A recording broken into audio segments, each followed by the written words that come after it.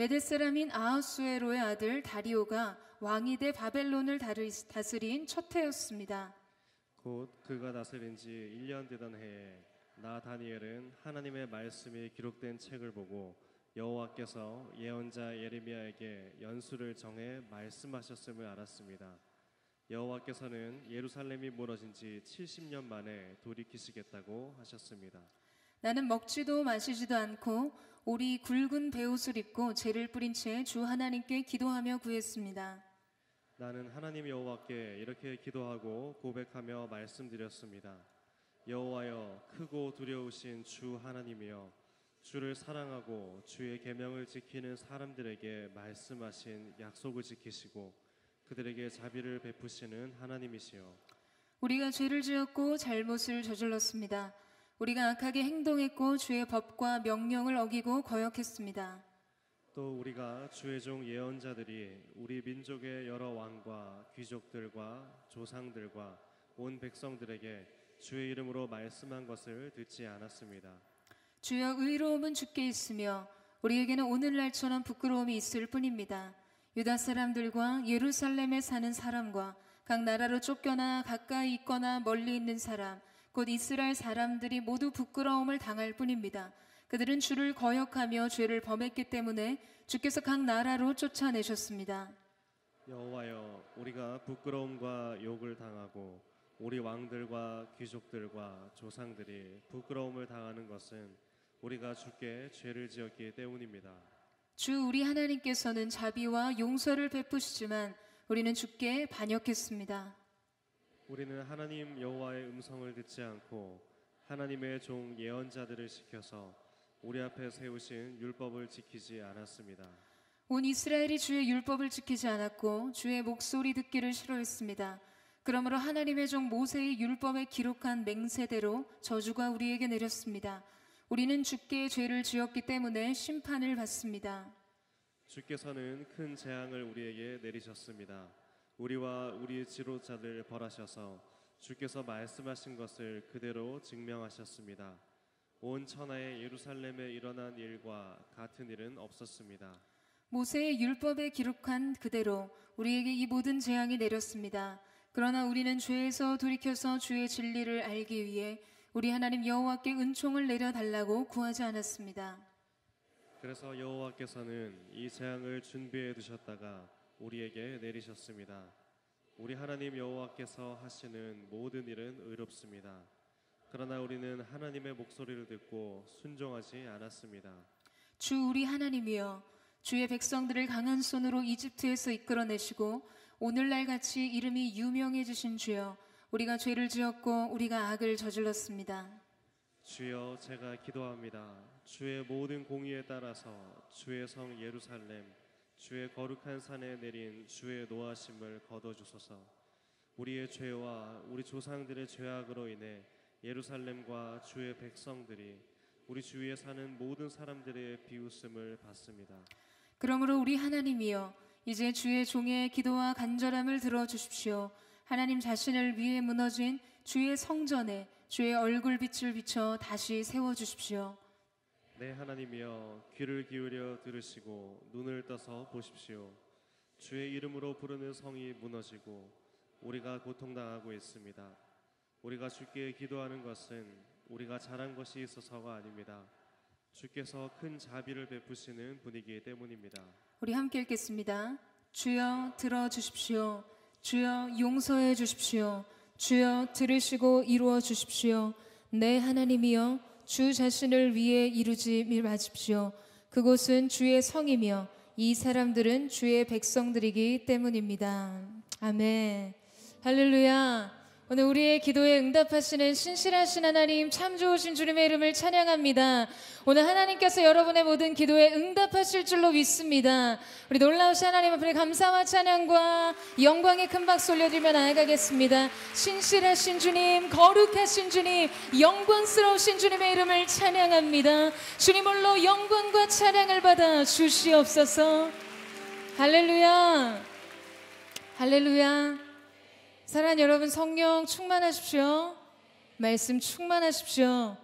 여러분, 오늘 우리가 함께 드리는 이 예배 속에서 올해 하나님 앞에 드려졌던 기도가 응답될 뿐만 아니라 여러분 무엇보다 저와 여러분의 존재 그 자체가 하나님의 응답이 되게 되는 귀한 역사가 있게 되기를 주님의 이름으로 축원합니다. 여러분 이 월트 디즈니를 잘 아시죠? 이 월트 디즈니는 애니메이션을 문화적 상품이자 작품으로 만들어낸 인물이에요. 그의 이름 자체가 애니메이션의 대명사라고 이야기해도 과언이 아닙니다.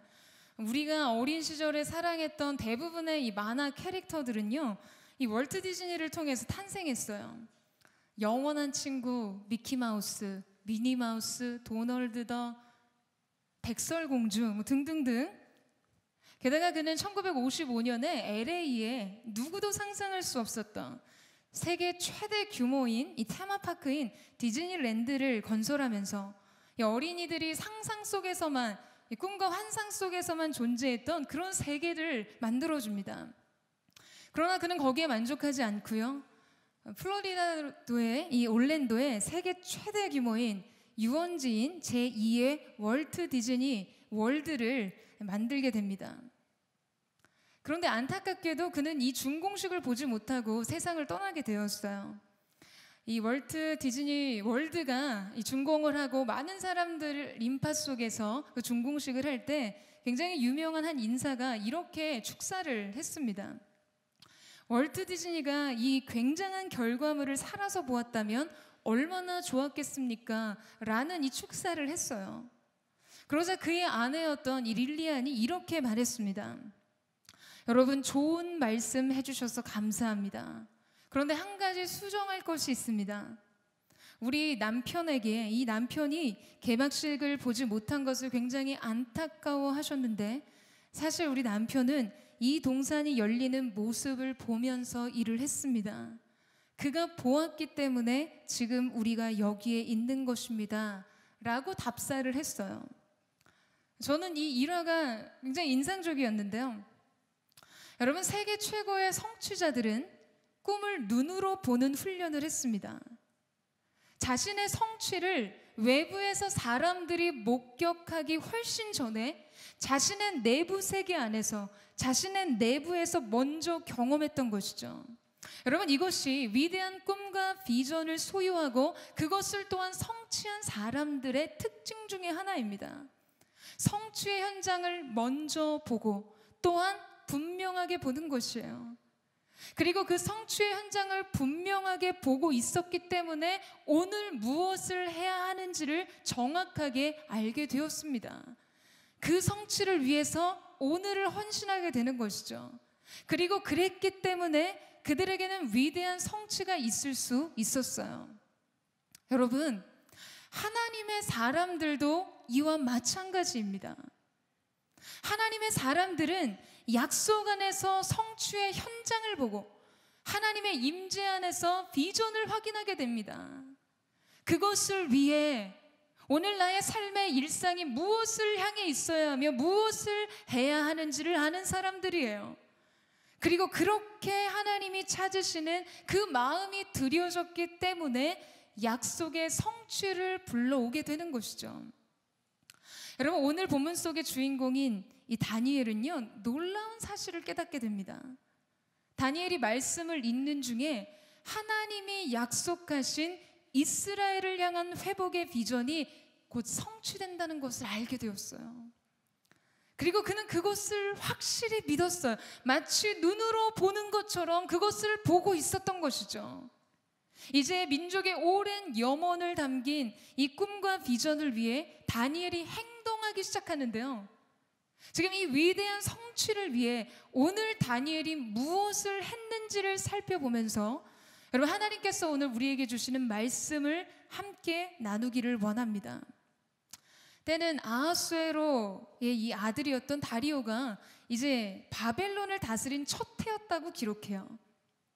메대가 바벨론을 점령해서 정권이 바뀌고 이제 새로운 제국이 등장했음에도 불구하고 여러분 다니엘의 총명함과 그의 명철과 탁월함이 얼마나 뛰어났는지 지금 메대의 왕이었던 다리오가요. 그 이전 바벨론의 정치의 핵심 인물이었던 이 다니엘을 다시금 등용해서 메덱의 수석 총리로 삼습니다. 그러니까 포로의 신분으로 자기 민족을 지배하던 제국의 총리의 자리까지 올라가기란 여러분 얼마나 쉽지 않았을까요? 근데 이런 상황 속에서 지금 다니엘이 하나님의 말씀을 읽다가 하나님의 말씀이 예언된 약속에 대해서 알게 되었습니다. 그것이 오늘 본문 2절 말씀에 나오는데 우리 2절 말씀을 같이 한번 읽도록 하겠습니다. 시작. 느헤미야의 말입니다. 아닥사스다 왕 20년 기슬로월. 네, 오늘 본문 2절 말씀이죠. 네, 자막이 준비된 다시 한번 읽어볼까요? 시작. 곧 그가 다스린 지 1년 되던 해에 나 다니엘은 하나님의 말씀이 기록된 책을 보고 여호와께서 예언자 예레미야에게 연수를 정해 말씀하셨음을 알았습니다. 여호와께서는 예루살렘이 무너진 지 70년 만에 돌이키시겠다고 하셨습니다. 그리고 지금 이 다니엘이 읽고 있었던 성경은요, 예레미야서였어요. 근데 그 예레미야서에서도 이 말씀이 등장하는 장이 25장과 29장이었어요. 예레미야 29장 10절에서 11절 말씀에 이런 내용이 기록되어 있는데요. 여호와께서 이렇게 말씀하셨다. 바벨론에서 70년이 차면 내가 너희를 돌아보아 너희를 이곳으로 돌아오게 할 것이라는 내 은혜로운 약속을 너희에게 이행할 것이다 라고 말씀하십니다. 다니엘은 지금 예레미야의 이 예언을 듣고 너무 놀랐어요. 왜냐하면 느부갓네살 왕이 예루살렘 침공, 1차 침공을 해서 1차 침공 당시 바벨론 포로가 발생한 BC 605년이라면 여러분 다니엘이 지금 이 말씀을 읽고 있는 때로부터 이제 불과 그 해방이 1년에서 2년 정도밖에 남지 않은 상황인 거예요.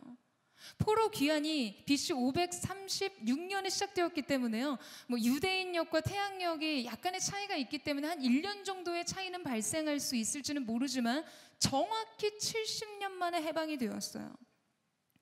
70년이라는 바벨론 포로의 시간이 다 차면 하나님께서 그 백성을 다시 돌아보셔서 은혜의 약속을 이행하시며 이스라엘을 회복시켜 주신다는 것이었어요. 자, 여러분 그 순간 다니엘이 느꼈던 것은 무엇이었을까요? 이 하나님의 약속이 선포된 그 예언을 보고 나서 다니엘이 느꼈던 것은 무엇이었을까요? 아, 약속이 있었구나. 이 모든 것이 하나님의 계획 안에 있는 일이었다는 사실을 깨닫게 되었던 것이죠. 이 거대한 역사의 물줄기가 누구의 손에서 움직이고 있는지를 말이에요. 예루살렘의 멸망과 포로기, 그리고 이제 그 민족이 다시 회복되는 이 모든 일들이 여러분 누구의 일이에요? 하나님의 일인 거예요. 모든 것이 그분의 주권 속에서 약속과 함께 그 약속하신 일을 이행하시기 위해 일어난 일들이었다는 사실을 깨닫게 되었던 것이죠. 여러분 이 영화 관상이라는 영화 아세요? 네, 목회자가 봤다고 말하기에는 좀 못내 걸리는, 그런데 저 봤어요. 이 영화는요, 이 조선시대 아주 격변의 정치 상황을 배경으로 하고 있습니다. 그게 김내경이라는 인물이 있는데 이 김내경이라는 인물은요, 사람들의 얼굴을 딱 보면 그 관상을 보면 그 사람의 성품이나 기질, 그리고 그로 인해서 그의 미래가 어떻게 전개될 건지를 점쳐서 아는 사람이었습니다. 그러니까 아주 뭐 전문 용어로 굉장히 용한 사람이었던 거예요. 그에 대한 이야기가 막 알려지기 시작하죠. 지금 이 권력 다툼이 있는 이 정치 상황에서 누가 진짜 왕의 얼굴인지를 두고 엄청난 암투가 벌어지게 됩니다. 그가 지목하는 왕의 상을 가진 사람이 결국 이 권좌를 찬탈하게 될 테니 말이에요. 그러니까 엄청난 알력들이 발생하게 되는 거죠. 그런데 이 과정 안에서 자기 아들이 이 수양대군에 의해서 죽임을 당하게 됩니다. 당시 이 계유 정난에 성공했던 수양대군을 보필하던 한 명애가요, 이 주인공인 김내경에게 찾아와서 이렇게 질문을 해요. 역모를 꾀하는 사람들의 공통적인 관상에 대한 기록을 요청하죠. 그러니까 역모를 할 만한 사람들의 얼굴상이 어떻게 생겨 있는지 특징을 알려달라고 이야기를 합니다. 그때 이 김내경 역할을 맡았던 송강호 씨가요, 이런 대사를 하는데요. 한번 여러분 들어보세요. 난 사람의 얼굴을 봤을 뿐 시대의 모습을 보지 못했어. 시시각각 변하는 파도만 본 격이지 바람을 보아야 하는데 파도를 만드는 건 바람인데 말이요. 네, 다행히 아멘 안 하시네요. 자, 여러분 여기서 지금 이 시시각각 변하는 파도를 보는 거, 그것이 우리에게 있어서는 무엇일까요? 시시각각 변하는 파도를 보는 거, 여러분 그것은 우리에게 주어진 현실, 우리가 맞닥뜨리고 있는 상황일 것입니다. 눈에 보이는 그대로, 느껴지는 그대로의 일들이요, 삶 속에서 일어나는 많은 사건들, 어떤 움직임 말입니다. 여러분 그런데 중요한 것은 파도를 보는 것이 아니라는 것이죠.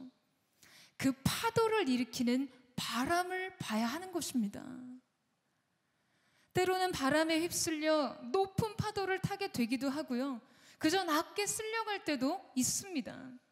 그리고 높은 파도가, 그 오른 파도가 한순간에 바람에 부서져 사라져버릴 수도 있어요. 시시각각 바람의 영향에 따라 그냥 인생의 다른 파도를 타는 것뿐이죠. 그런데 여러분 그 바람의 방향과 크기를 결정하시는 분이 계시다는 거예요. 그분이 누구십니까? 역사의 주관자가 되시고 만물의 통치자가 되신 하나님, 그분께서 일으키시는 바람, 여러분 그 바람이 모든 상황을 주도하는 것입니다. 여러분 이 사실을 믿으세요? 그 바람이 세계의 역사를 주도하는 것이에요. 지금 다니엘은 말씀을 읽다가 그것을 깨달았어요. 이 파도를 일으키시는 하나님의 바람이 무엇을 향해 있는지 말이죠. 그것은 약속을 따라 불고 있었어요.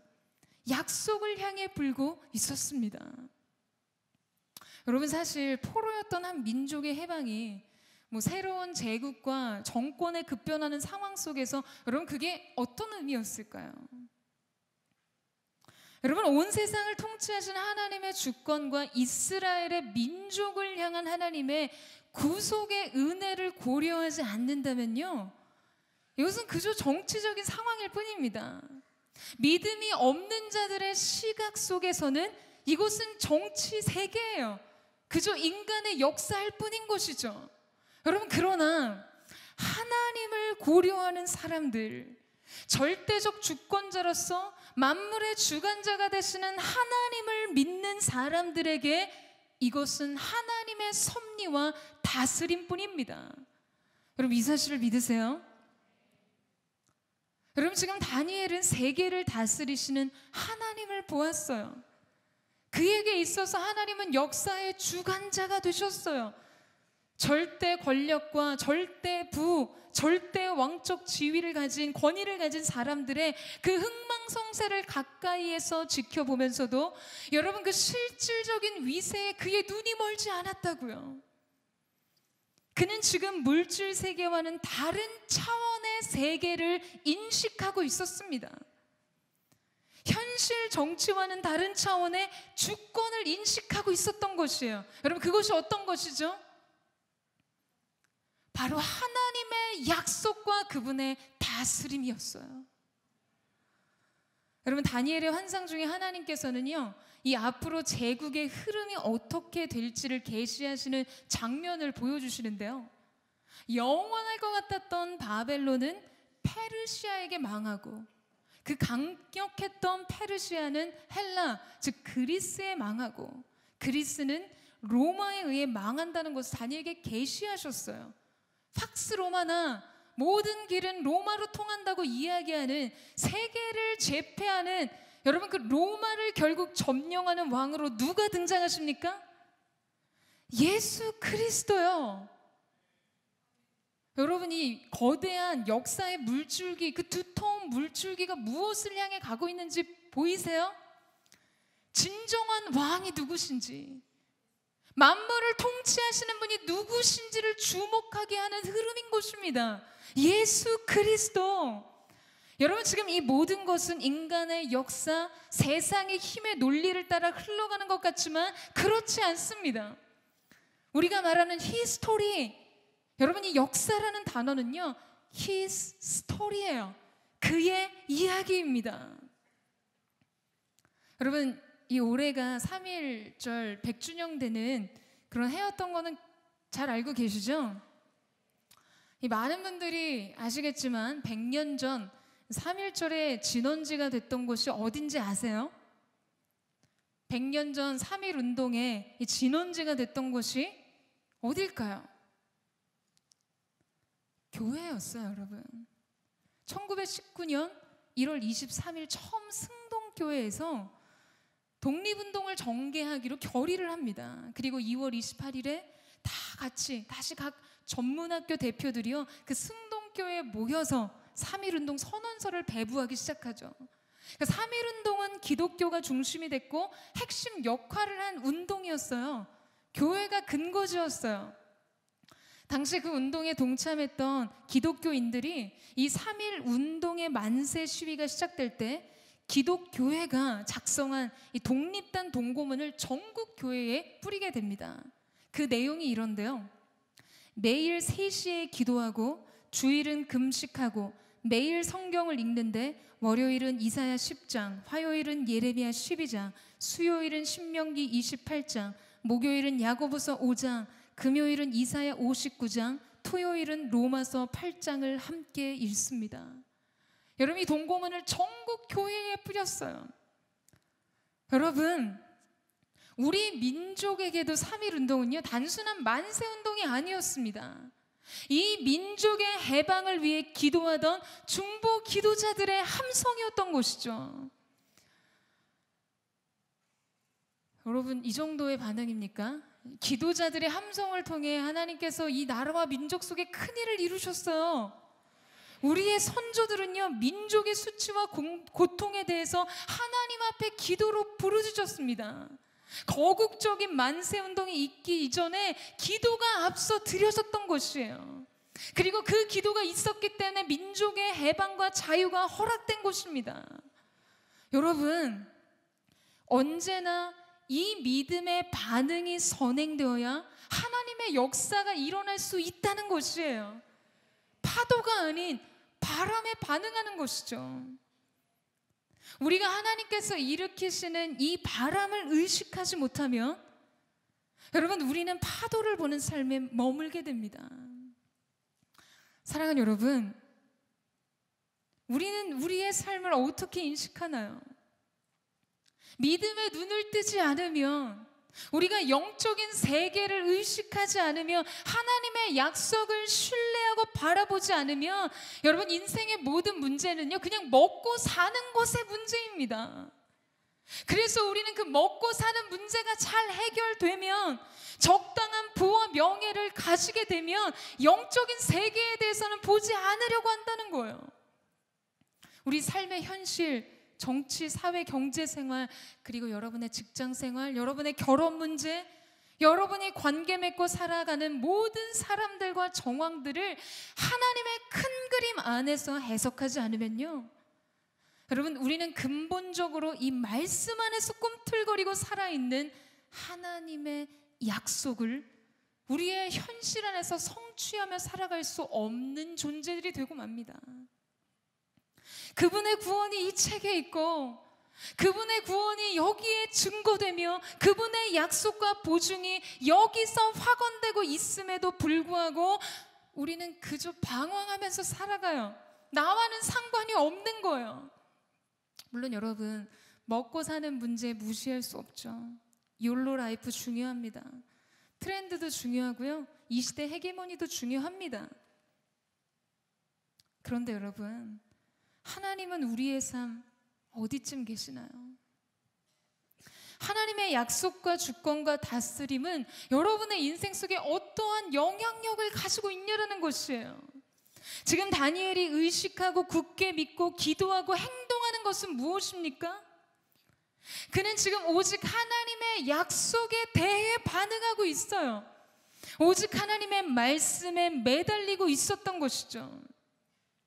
여러분, 우리는 말씀을 듣고 읽고 보면서 우리의 인생의 시간과 이 나라와 민족의 역사와 세계의 정세가 지금 누구로부터 시작되고 누구로부터 완성되는지를 깨달아야만 합니다. 여러분, 우리 눈에 다 보이지 않아도 우리의 삶의 전부는 주님 손 안에 있어요. 여러분, 이 사실을 믿으십니까? 그분의 다스림이 잘 느껴지지 않아도, 그분의 뜻이 발견되지 않아도, 그분의 섭리가 이해되지 않아도 그분이 여기 계세요. 여러분, 그것이 우리의 믿음입니다. 눈에 보이지 않고 느껴지지 않는 것 같지만 실제 하시는 하나님의 약속에 반응하는 사람, 저는 말씀 안에서 여러분의 인생의 말씀의 성취의 현장을 보게 되는 영적인 시야가 열려주는 귀한 역사가 있게 되기를 주님의 이름으로 축원합니다. 자, 이제 하나님의 약속 그대로를 온전히 믿고 바라봤던 이 다니엘은요, 행동하기 시작합니다. 우리 3절 말씀을 같이 한번 읽겠습니다. 시작. 나는 먹지도 마시지도 않고 오리 굵은 베옷을 입고 재를 뿌린 채 주 하나님께 기도하며 구했습니다. 나는 하나님 여호와께 이렇게 기도하고 고백하며 말씀드렸습니다. 여호와여, 크고 두려우신 주 하나님이여, 주를 사랑하고 주의 계명을 지키는 사람들에게 말씀하신 약속을 지키시고 그들에게 자비를 베푸시는 하나님이시여. 자, 여러분, 이런 흐름 어떻게 생각하세요? 저희가 지난주에 느헤미야에 대한 이야기를 나눴을 때는요, 예루살렘 성문이 소화되고 성벽들이 다 무너졌다는 소식을 듣고 그는 수일 동안 금식하며 하늘의 하나님 앞에 기도했습니다. 어쨌거나 그 소식은 배드 뉴스니까요. 그런데 지금 다니엘이 들은 소식은 어떤 소식입니까? 굿뉴스예요. 이방 세력에 짓밟혀서 영광스러운 하나님의 도성 예루살렘은 완전히 무너졌고 그 백성들은 먼 이국에 타향살이를 하면서 포로의 신분으로 살았어요. 그런데 여러분, 이제 드디어 그 노역의 때가 끝난다고요. 하나님께서 그 백성을 기억하시고 다시 그 민족을 회복시켜 주신다는 것이었어요. 일제, 여러분이 강점기에 일본으로 강제징용되었던 사람들에게 이제 곧 해방이 된다는 소식이 전해졌다고 생각해 보세요. 이거는 소리를 지르면서 기뻐하고 또 기뻐할 일입니다. 그렇게 멀리 가지 않더라도 여러분의 개인사에서 너무나 기대하고 고대하고 학수고대하던, 그렇게 기다리던 좋은 소식을 들었어요. 그럼 여러분 어떻게 하시겠어요? 그때부터 수일간 하나님 앞에 먹지도 마시지도 않고 기도하시겠어요? 대단한 영성을 가지신 그런 하나님의 사람들. 근데 지금 다니엘은요, 어떻게 하고 있다고 성경이 기록하죠? 먹지도 마시지도 않고 굵은 베옷을 입고 재를 뿌린 채 하나님께 기도하기 시작했어요. 여러분, 지금 이 낯선 모습은 무엇을 말해주는 것일까요? 여러분, 다니엘이 생각할 때 이스라엘에게 필요한 진정한 회복은 상황의 회복이 아닌 존재의 회복이었기 때문입니다. 무슨 말인가? 다니엘은 지금 상황이 변해야 하는 것이 아니라 이스라엘이 변해야 한다는 것을 인정하고 있는 거예요. 여러분, 8절에서 9절 말씀 보시겠어요? 우리 8절에서 9절 말씀을 같이 한번 읽겠습니다. 시작. 여호와여, 우리가 부끄러움과 욕을 당하고 우리 왕들과 귀족들과 조상들이 부끄러움을 당하는 것은 우리가 주께 죄를 지었기 때문입니다. 주 우리 하나님께서는 자비와 용서를 베푸시지만 우리는 주께 반역했습니다. 여러분, 지금 다니엘은요, 이 바벨론 포로의 이유가 지금 모세 율법을 통해 하나님께서 이미 말씀하신 그대로 하나님 앞에 범죄했던 자신들의 죄악 때문임을 깊이 있게 인정합니다. 그리고 장장 오늘의 본문이 길어진 이유죠. 15절까지도요, 내내 민족의 죄를 자백하고 자복하고 있어요. 다니엘은 하나님께서 약속하셨기 때문에 지금 그들에게 자유와 회복과 새로운 영광이 있을 것을 믿었어요. 그러나 이대로 돌아갈 수는 없다고 생각한 거예요. 상황이 호전되고 문제가 해결되고 모든 것이 회복되었다 할지라도 하나님 앞에 내가 달라지지 않는다면 그것은 진정한 축복이 될 수 없다는 것을 알았던 것입니다. 이대로 돌아간다면 위기만 모면할 뿐이지 여러분 근본적인 문제는 해결되지 않는다는 것을 알았다고요. 이것이 바로 하나님 앞에서 그 마음을 찢는 태도인 것이죠. 여러분 이것이 바로 하나님 앞에서 중심으로 반응하는 모습인 것입니다. 지난 주일에 예배 후에 회의를 하고 나니까 거의 12시 가까이 다 되었어요. 늦은 저녁을 먹기 위해서 야식을 먹으러 갔는데요. 제가 이제 회의 이후에도 여러 가지 업무를 소화하다 보니까 시간이 자꾸 지체가 되어서 항상 더 늦게 마치다 보니까 저를 기다리면서 이 지체들이 퀴즈를 내면서 마치고 있었다고 해요. 귀엽죠? 네. 나이는 묻지 마세요. 그런데 식사 중에 저에게도 몇 가지 퀴즈를 냈는데요. 웬걸요? 하나도 못 맞췄어요. 이제는 막 집에 가야 되는데 제가 이상한 승부요. 내가 하나라도 맞추기 전까지는 집에 못 간다. 그래서 계속해서 다시 다른 퀴즈를 내보라고 이야기를 했어요. 그런데 그 중에 아주 재밌는 퀴즈가 있었습니다. 바로 이 엘리베이터에 관한 퀴즈였는데요. 여러분 엘리베이터가 개발된 이 초창기에 이 공중에 매달려 있는 작은 이 방의 사람들에게는요 이게 얼마나 불안했겠어요.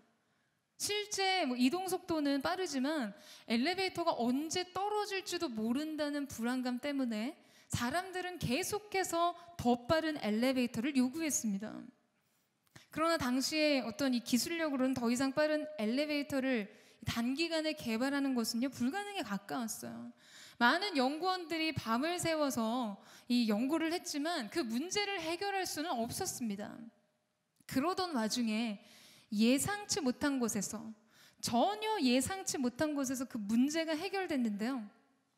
엘리베이터의 속도를 높이는 기술적인 차원의 문제 해결이 아니고도 이 사람들의 뜨거운 원성을 한 방에 잦아들게 만드는 사건이 있었어요. 자, 여러분 퀴즈 나갑니다. 들어보세요. 많은 사람들이 더 빠른 엘리베이터를 요구했을 때 엘리베이터 안에 이것을 넣어주었더니 문제가 해결되었어요. 이것은 무엇일까요? 답을 아는 분들 말하지 마세요. 네, 생각을 해봐야죠. 이렇게 고민을 할 수 있게 해주셔야죠. 자, 엘리베이터 안에 느리다고 원성이 잦아있던 그 엘리베이터 안에 이것을 넣었더니 문제가 깨끗하게 해결되었어요. 이것은 무엇일까요? 네. 원래 아셨나요? 네, 거울입니다. 정답은 거울이에요. 엘리베이터가 설치된 건물의 관리인 한 명이요, 이 엘리베이터 내부에 그냥 거울을 부착하면서 문제가 해결된 거예요. 여러분, 사람들이 엘리베이터의 속도를 올려달라고 했던 것은 직관적인 과제였을 뿐입니다. 보다 본질적인 것은 속도의 문제가 아니었던 거죠. 그것은 그 엘리베이터 작은 방 안에 들어가서 느꼈던 공포가 문제였습니다. 그렇기 때문에 그 문제의 해결은 기술적인 조치로 가능한 것이 아니라 사람들의 마음을 바꿀 수 있는 마음의 조치가 되어야 했던 것이죠. 거울은 사람들이 어떤 공포심을 느끼기 전에, 그들이 자기 공포에 집중하기 전에 자기의 용모를 가꾸거나 자기 모습을 보면서 편안함을 느끼는 시간과 그 분위기를 조성하면서요, 엘리베이터 안에 있었던 공포를 제거했어요. 그러니까 본질의 문제를 제거했던 것이죠. 아마 사람들이 공포를 해결하지 못하고 엘리베이터의 속도를 높이기 위해 엄청난 기술 개발을 했다 해도 여러분, 이 문제 해결은 불가능했을 것입니다. 이것은 마음의 문제이지 기술의 문제가 아니었으니까요. 문제의 해결을 위해서는 보다 근본적인 원인을 파악하는 데 초점을 맞춰야 한다는 거죠. 그리고 그 근본적인 문제를 해결하지 않으면 여러분, 문제는 계속해서 반복되고 우리의 인생의 중요한 많은 부분들은 낭비되고 맙니다.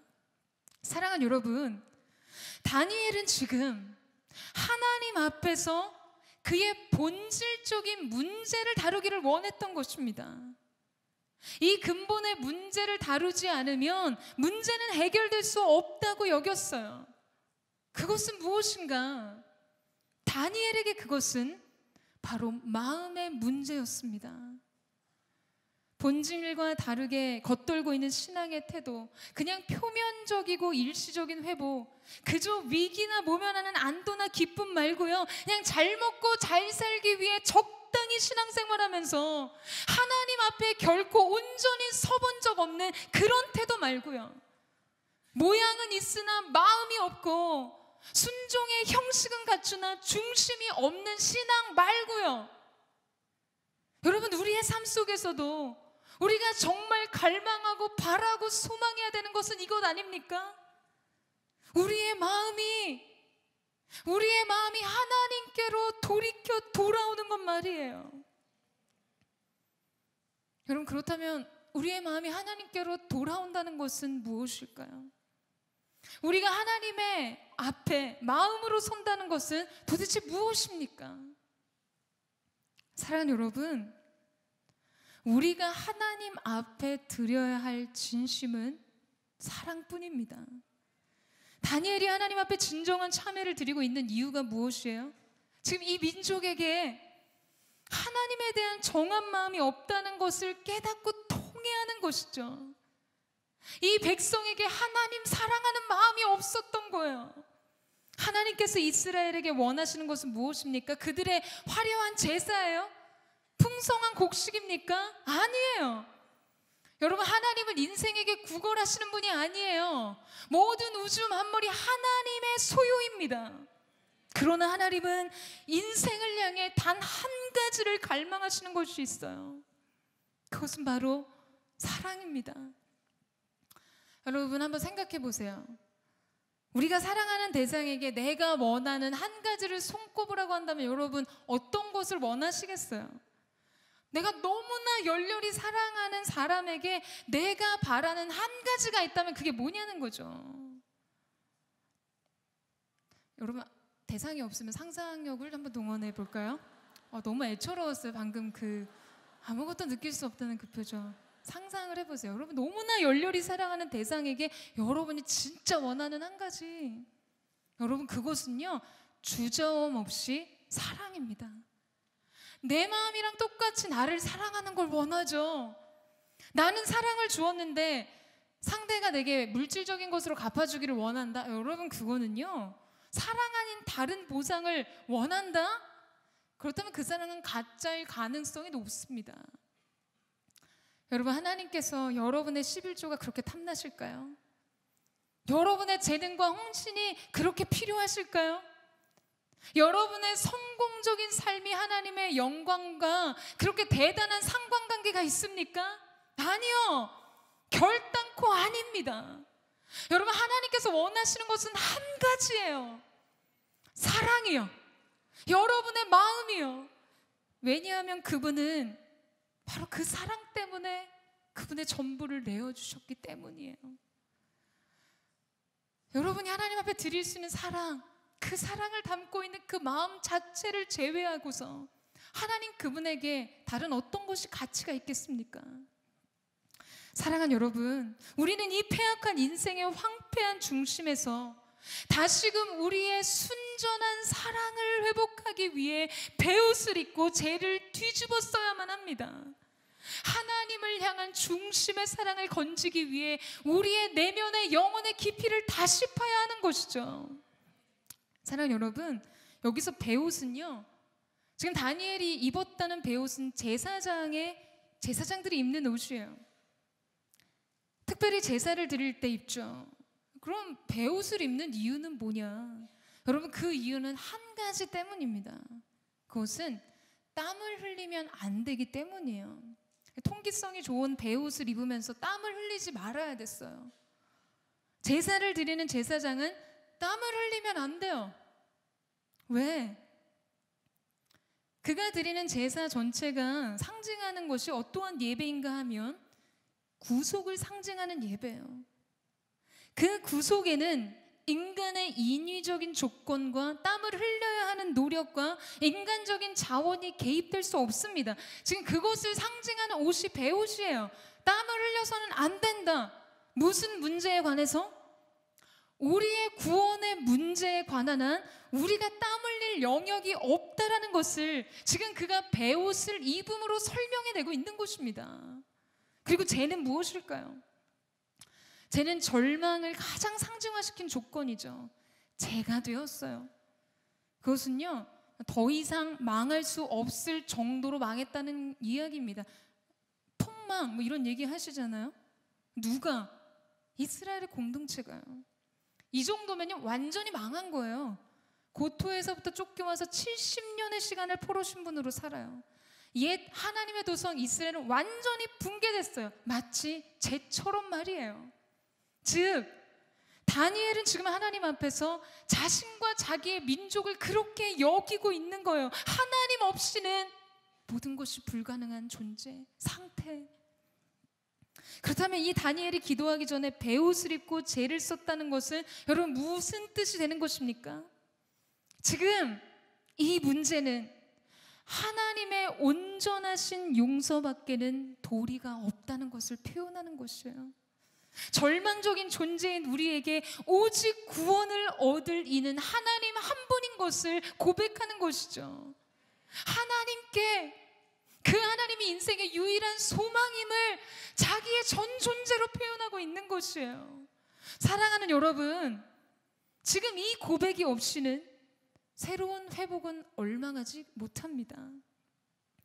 하나님 앞에 그들의 마음이 온전히 돌아오지 않고 하나님 그분을 온전히 사랑하고 신뢰하지 않고 그냥 회복된 좋은 삶의 조건이 과연 어떤 의미일까요? 여러분, 우리는요 말씀으로 상황을 변화시키려고 해요. 막 약속으로 우리가 소망하던 일을 이루어지기를 원합니다. 물론 하나님께서 그렇게 일하시죠. 그러나 여러분, 말씀은 상황을 바꾸기 위해 있는 것이 아니라 우리 자신의 변화를 위한 것입니다. 우리의 중심을 갈고 닦기 위해서 필요해요. 로마서 12장 2절 말씀에 너희는 이 세대를 본받지 말고 오직 마음의 변화를 받아 하나님의 선하시고 기뻐하시고 온전하신 뜻이 무엇인지를 분별하도록 하십시오. 하나님의 기뻐하시고 온전하신 그 뜻을 행하고 이루기 위해서는요, 여러분, 오직 마음의 변화를 받는 일이 필요합니다. 말씀이 우리의 마음을 변화시키는 것, 그래서 그 약속이 우리의 영혼을 이끄는 것이 필요한 것입니다.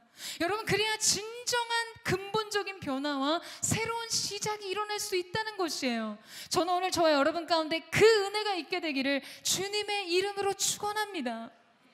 사랑하는 여러분, 사랑 없이 형통을 바라지 마세요.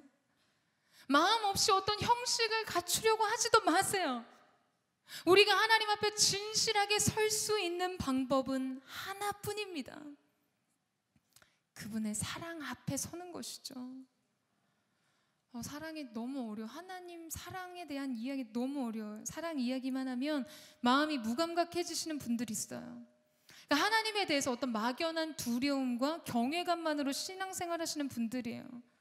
그냥 어떤 자책감과 죄의식이 유일한 신앙의 동기예요. 그러니까 하나님과의 관계가 경직되고 깊어지지 못합니다. 여러분, 그런데 우리가 사랑을 모르면 결코 그분을 알 수 없습니다. 하나님이 사랑이시기 때문이에요. 우리를 지으실 때, 우리를 빚으실 때 우리의 존재의 재료가 사랑이기 때문입니다. 사랑을 떠나서는 그분과 함께 할 수 없어요.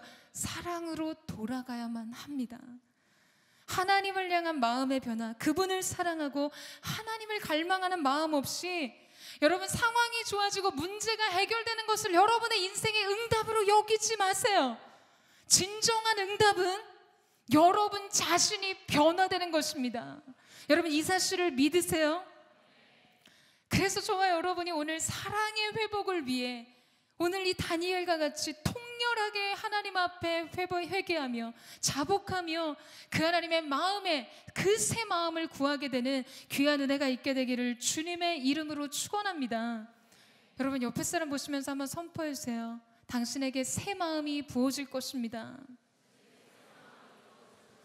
그리고 우리는 그 마음으로 하나님을 사랑하는 것이죠. 여러분, 오늘 찬양했잖아요.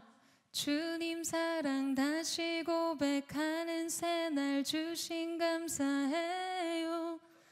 그 새날이 오늘 이 시간이 되기를 주님의 이름으로 축복합니다. 마지막으로 19절 말씀을 같이 한번 읽도록 하겠습니다. 19절 말씀 시작. 주여 들어주십시오. 주여 용서해 주십시오. 주여 들으시고 이루어 주십시오. 내 하나님이여 주 자신을 위해 미루지 마십시오. 그곳은 주의 성이며 이 사람들은 주의 백성들이기 때문입니다. 여러분, 다니엘은 이스라엘의 이 회복을 위해 기도하면서 하나님께서 약속하신 그 일을 이루실 것을 이제 간청합니다. 그런데 지금 이 기도에 아주 중요한 핵심이 있어요. 그것은 무엇일까요? 주께서 들으시고 용서하시고 약속을 이루셔야 하는 이유가 뭐라고 말하고 있죠? 주 자신을 위해서 미루지 마십시오. 여러분, 다니엘을 위해서도 그 백성을 위해서도가 아니라 하나님 자신을 위해 그분의 영광과 거룩함을 나타내기 위해서 지금 그 일을 이루라고, 하나님 그 일을 미루시지 마시라고 이야기하고 있는 것이에요. 여러분, 이것은요 사랑이 최종적으로 도달하게 하는 지점입니다. 그것은 무엇인가? 우리가 하나님을 사랑한다면 여러분, 우리는 우리 자신의 유익을 구하는 것이 아니라 하나님의 영광을 구하게 된다는 것이에요. 설교 화두에 던졌던 월트 디즈니는 명언과 어록으로도 굉장히 유명한데요, 월트 디즈니는 생전에 이런 얘기를 한 적이 있었어요. 사랑이란 내가 아닌 그 사람이 원하는 것을 자기 인생의 최우선순위에 올려놓는 것이다. 여러분, 지금 다니엘은 그의 기도는 표면상 민족의 자유와 회복을 위해 기도하는 것 같지만 더 깊은 차원의 본질은 그가 하나님의 영광과 그분의 거룩과 공의를 위해서 구했다는 것입니다. 그것이 나타나기를 원했다는 것을 보여주는 것이에요. 그것은 주 하나님 자신을 위한 일, 하나님의 영광을 위해서 구했다는 것이죠. 사랑하는 여러분, 하나님의 사람들에게는요 이 갈망이 있어요. 이 뜨거운 마음이 있어요. 같은 것을 구하는 것 같지만 본질적으로 완전히 다른 것입니다. 하나님 당신을 위한 일을 하십시오 라고 부르짖을 수 있는 사람을 하나님께서 찾고 계신다는 것이에요. 다니엘은 지금 그 마음을 알았어요. 그 백성을 사랑하시는 하나님의 마음 말이죠. 그 백성을 긍휼히 여기시고 은혜 베푸기를 원하시고 용서하시고 회복하기를 원하시는 그 마음을 말이에요.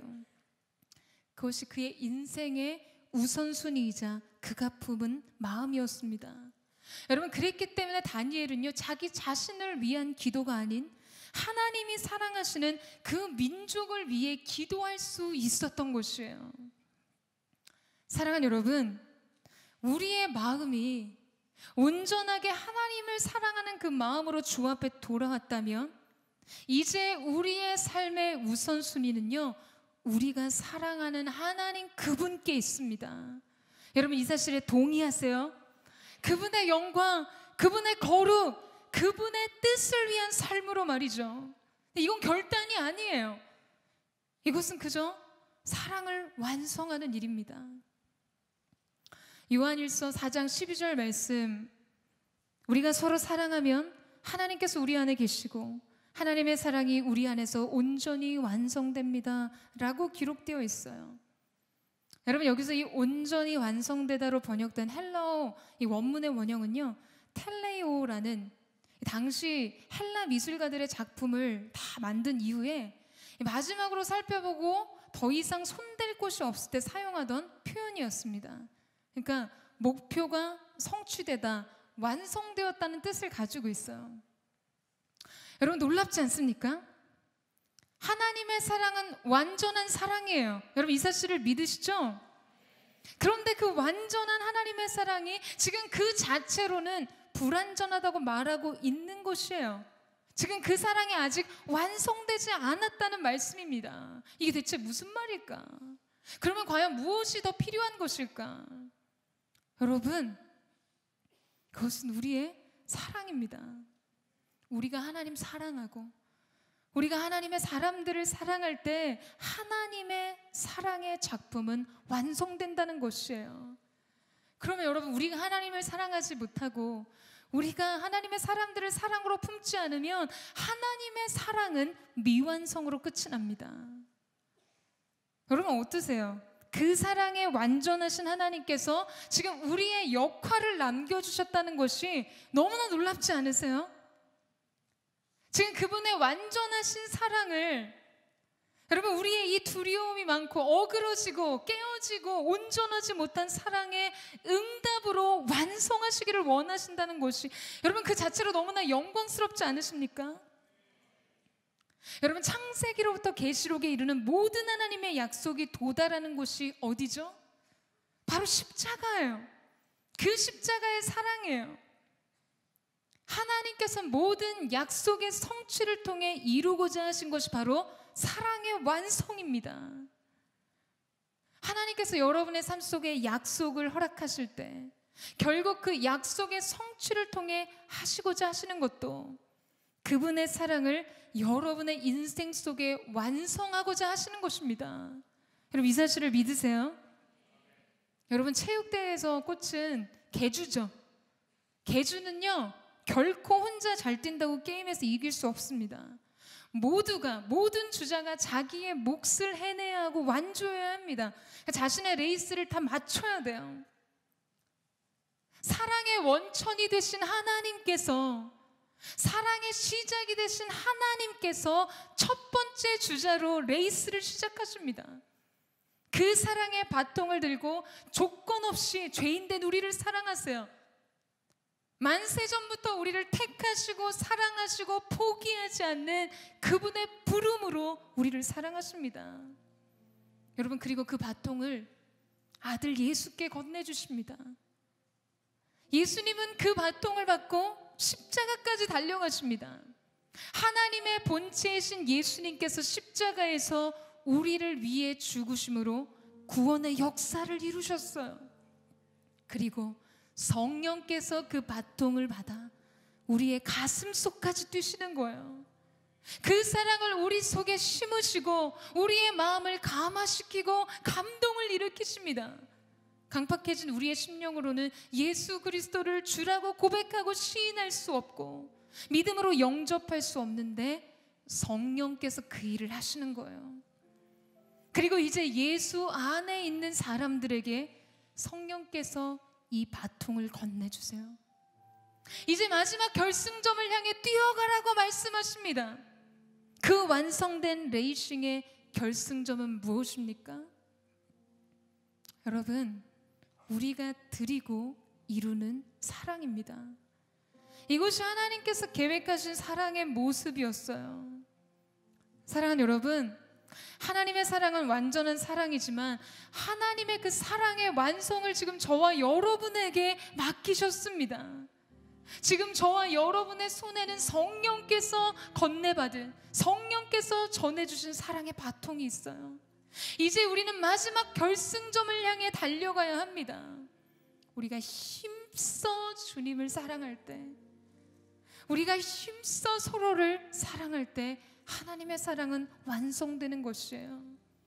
사랑하는 여러분, 저는 저와 여러분이 오늘 이 다니엘처럼 하나님의 사랑을 완성하는 사람으로 주님 앞에 엎드려 시대와 민족의 회복을 구하는 그런 하나님의 사람들 되시기를 주님의 이름으로 축원합니다. 내 자신만을 위한 이기적인 사랑, 그 이기심, 오로지 나의 유익을 구하는 그 이기심에 머물러 있다면 여러분의 인생 속에 하나님의 사랑은 미완성으로 끝나게 돼요. 여러분, 그 사랑을 그렇게 두지 마세요. 여러분의 사랑으로 말미암아 하나님의 완전하신 사랑이 완성되는 거룩한 은혜가 있게 되기를 주님의 이름으로 축원합니다. 오늘 예배를 통해 인생의 모든 중심의 주가 내가 아닌 하나님께로 옮겨지고 하나님께서 하실 일들에 우리의 믿음의 시선이 옮겨지는 귀한 역사가 있게 되기를 주님의 이름으로 축원합니다. 이 시간에 함께 찬양하며 기도하며 나아갔으면 좋겠습니다. 사랑하는 주님, 오늘 이 시간 우리가 다른 것을 구하지 않고 오직 한 가지, 하나님 사랑하는 그 마음을 구하며 나아가기를 원합니다. 하나님을 사랑하는 그 즐거움을 누리는 하나님의 사람으로 우리의 심령이 변화될 수 있기를 원하오니 주님 오셔서 묵은 우리의 심령의 땅을 기경하여 주시고 오늘 하나님의 임재에 반응하며 하나님의 약속을 향해 설 수 있는 새로운 변화, 새로운 시작의 사람들 될 수 있도록 축복하여 주시옵소서. 주님을 사랑하는 그 기쁨은 그 즐거움을 빼앗기지 않게 하소서.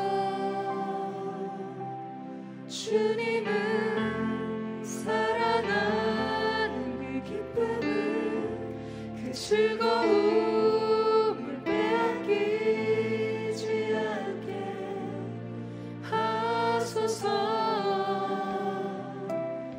예수 예수 예수 예수 주님을 사랑합니다. 예수 예수 예수 예수 주님을 사랑합니다. 다시 한번 고백합니다. 주님을 사랑하는 주님을 사랑하는 그 기쁨을 그 즐거움을 빼앗기지 않게 하소서.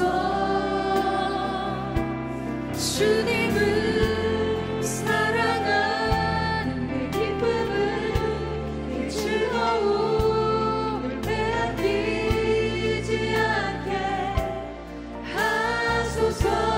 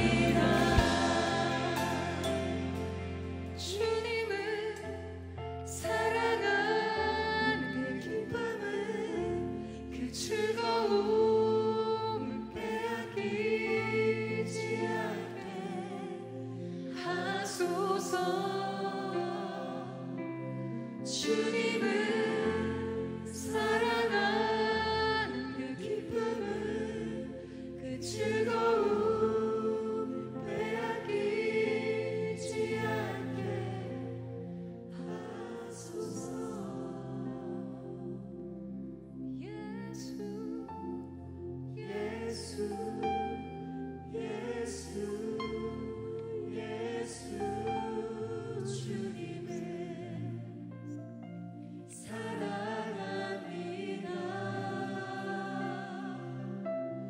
예수 예수 예수 예수 주님을 사랑합니다. 사랑하는 여러분, 지금 여러분의 마음속에 이 마음이 있으세요? 여러분의 삶 속에 주님을 사랑하는 즐거움과 그 주님을 사랑하는 기쁨을 누리고 계십니까? 저는 오늘 우리가 함께 기도하며 주의 얼굴을 구하며 나아갈 때 오늘 하나님과 우리의 관계 속에 새로운 생기가 부여되는 은혜가 있게 되기를 주님의 이름으로 축원합니다. 감정 없이, 인격적인 나눔 없이 하나님과의 관계가 오로지 죄의식에 대한 판을 그냥 경건한 종교적인 형식의 삶이 아니라 사랑하는 하나님과의 사랑의 고백이 회복될 수 있도록 인도하시고 그 하나님을 사랑하는 즐거움이 우리의 인생 속에 회복되게 하여 주시옵소서. 여러분, 이것이 회복되지 않고는 우리의 삶은 계속해서 이전의 삶으로 회귀하고 말 것입니다. 우리의 모든 결정은 무의미할 뿐이에요. 결단은 무의미합니다. 어거스틴은 그런 이야기를 했어요. 하나님을 전심으로 사랑하라. 그리고 남은 모든 것은 내 마음대로 해라. 여러분, 이것이 무슨 의미입니까? 하나님을 사랑한다면, 하나님을 전심으로 사랑한다면 그 사람 안에서 고동치는 것은 무엇이에요? 하나님의 영광, 그분의 뜻을 향해 달려갈 수밖에 없다는 사실입니다. 여러분, 종교적인 결단을 그치세요. 여러분, 다른 의지적인 결단을 내려놓으세요. 오늘 우리는 단지 병원의 베옷을 입을 뿐입니다. 인간의 어떤 조건과 자원과 우리의 노력으로 이룰 수 없는 그 구원에 대한 기쁨과 즐거움을 주님 다시 회복시켜 주십시오. 그 구원에 대한 즐거움을 다시 회복하는 세대가 되게 하여 주십시오. 여러분, 그것이 부흥의 시작이에요. 그것이 영광의 시작인 줄로 믿습니다. 우리 하나님을 향한 사랑의 기쁨이 오늘 주를 바라보는 모든 자의 심령 속에 물붓듯이 부어지게 될 줄로 믿습니다. 주님 오십시오. 성령님, 오늘 우리의 심령 속에 찾아오셔서 그 사랑을 심어 주시옵소서. 전심으로 주의 한 마음을 듣고 합심하여 동성으로 기도하겠습니다. 주여, 아버지 하나님, 용서하여 주십시오. 주님 앞에 회개하며 나아갑니다. 사랑의 기쁨과 즐거움을 잃어버렸습니다.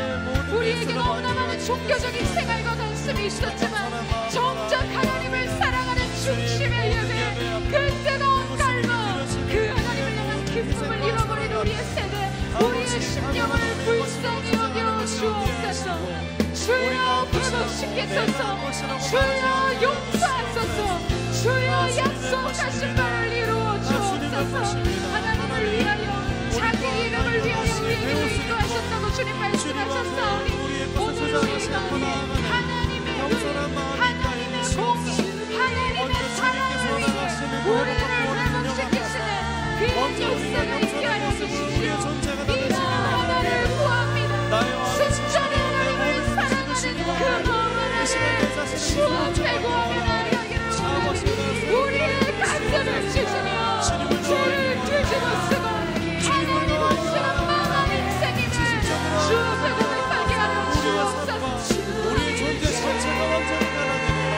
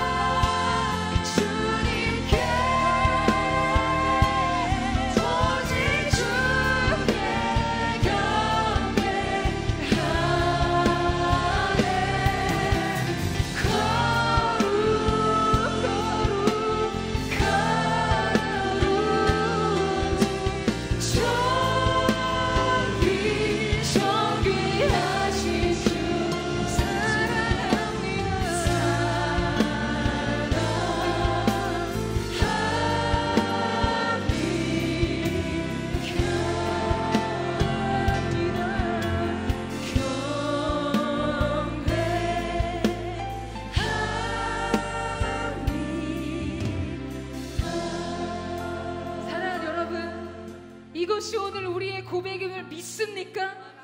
이것이 우리의 최종적 결론임을 믿습니까? 주님 들으십시오. 하나님의 사람들이 이것이 인생의 결론임을 고백합니다. 주님만을 더욱 사랑하는 것, 주님만을 더욱 알아가기를 원하는 갈망, 그것으로부터 우리의 삶이 변하게 하시고, 그것으로 인해 하나님의 뜻이 하늘에서 이루어진 것처럼 땅에서 이루어지게 하여 주시옵소서. 여러분, 이 마음 하나면 돼요. 여러분, 우리 평생 이 마음 하나만 붙들고 살아요. 주님을 순전하게 사랑하는 것. 주님 아무도 알아주지 않아도 좋습니다. 내 인생 가진 것 없어도 괜찮습니다. 때로는 내 안에 하나님의 사랑이 느껴지지 않아도 괜찮습니다. 왜? 나는 그 사랑을 믿고 내가 주님 사랑하기 때문입니다. 여러분, 저는 이것이 우리의 고백이기를 갈망합니다. 이것이 우리의 고백이기를 주님의 이름으로 축원합니다. 하나님을 향한 사랑의 즐거움, 그 기쁨의 즐거움, 신부된 자의 영화와 영광이 오늘 하나님의 사람들의 인생 속에 임하였음을 선포합니다. 주님이 역사하여 주시옵소서. 여러분 다 같이 그 자리에 일어났어요. 우리 마지막으로 한 번 더 기도하며 나아가겠습니다. 사랑하는 여러분, 예수님께서 이 땅에 오셔서 그분의 공생애를 시작하실 때 첫 번째 그분의 사역의 표적과 같은 이적을 일으키셨습니다. 그것은 가나 혼인잔치에 포도주 떨어진 그 혼인잔치에 물이 변하여 포도주가 되게 하신 일이었어요. 성경은 이때 주목해 볼 만한 한 사건을 조명하죠. 6개의 돌 항아리가 있었는데 그 항아리는 비어 있었어요. 유대 정결법에 의하면 이 항아리는 손발을 씻는 정결의 물이었습니다. 그러나 형식은 갖췄지만, 경건의 모양은 있었지만 경건의 능력이 없었어요. 거룩의 모양은 있었지만 거룩의 능력이 없었어요. 사랑의 고백은 있었지만 사랑의 중심이 없었어요. 예수님께서 기적을 행하시기 이전에 가장 먼저 하게 하신 것은 그 항아리에 물을 채우는 것이었습니다. 말씀의 물을 채우고, 사랑의 물을 채우고, 신뢰의 물을 채우는 거, 어디까지 채우라는 말씀은 하지 않으셨어요. 그러나 물떠온 하인들의 순종이 그 항아리에 아귀까지 물을 가득 채웁니다. 그리고 여러분, 그것이 기적의 재료가 되었어요. 여러분, 그것이 기적의 재료가 되었어요. 오늘 여러분의 인생이 마치 비어있는 물 항아리 같지 않습니까? 하나님과의 관계가 그 항아리 같지 않으세요? 형식은 있고 모양은 있지만 텅텅 비어있는 물 항아리처럼, 여러분, 거기서는 아무런 변화와 기적이 일어날 수 없어요. 오늘 우리가 먼저 해야 하는 것은 사랑으로 채우고, 하나님의 말씀으로 채우고, 그분의 임재로 채우는 것입니다. 얼만큼 주님은 그것을 말씀하지 않으세요? 그것은 여러분의 갈망이 결정하는 것입니다. 오늘 이 시간 우리가 마지막으로 기도하며 나아갈 때, 주님, 내가 나의 전 존재를 하나님을 향한 사랑으로 가득 채우기를 원합니다. 주님의 약속과 말씀으로 나의 전생애를 채우기를 원합니다. 그리고 주님이 말씀하실 때 그것이 바로 물이 변하여 포도주가 되는 기적의 재료 되게 하여 주시옵소서. 전심으로 주의 한번 부르짖고 합심하여 동성으로 기도하겠습니다. 주여,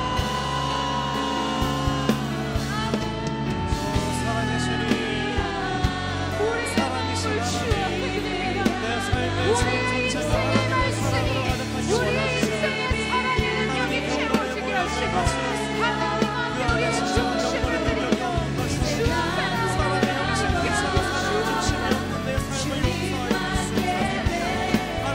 하나님의 사랑 앞에 다시 돌아갑니다.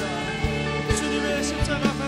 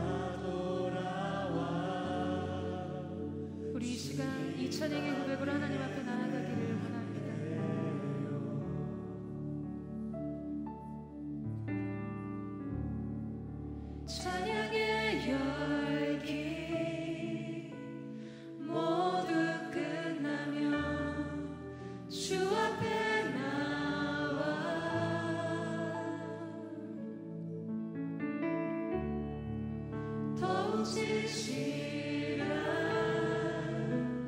예배드리네 주님을 향한